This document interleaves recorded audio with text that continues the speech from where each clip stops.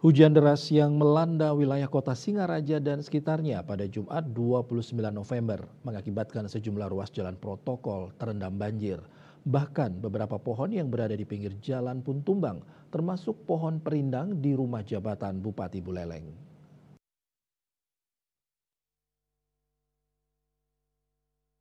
Dari pantauan Jalan Ahmad Yani hingga ruas jalan ke kawasan Lovina terendam air. Bahkan beberapa pengendara terpaksa menepi. Selain itu di sepanjang Jalan Pramuka dan Jalan Kartini juga terendam.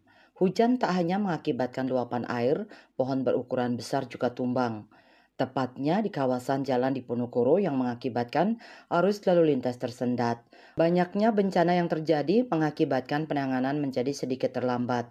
Selain itu, pohon besar juga tumbang di kawasan rumah jabatan Bupati Buleleng. Robohnya pohon berukuran besar itu mengakibatkan kerusakan tembok penyengker rumah jabatan Bupati Buleleng mengalami kerusakan.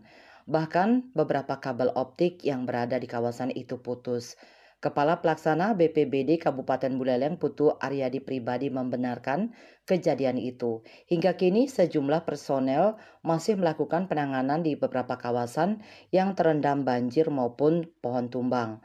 BPBD Buleleng bersinergi bersama Dinas Lingkungan Hidup dan Dinas PUPR agar penanganan bisa dipercepat. BPBD Buleleng menerjunkan 21 personel dibantu personel dari DLH dan juga Dinas PUTR Buleleng. Pihaknya mengimbau masyarakat agar meningkatkan kewaspadaan di tengah musim hujan kali ini, mengingat wilayah Buleleng terdiri dari pantai dan gunung, sehingga rawan terjadi bencana longsor dan banjir. Nyoman Yuda, Bali Pos melaporkan.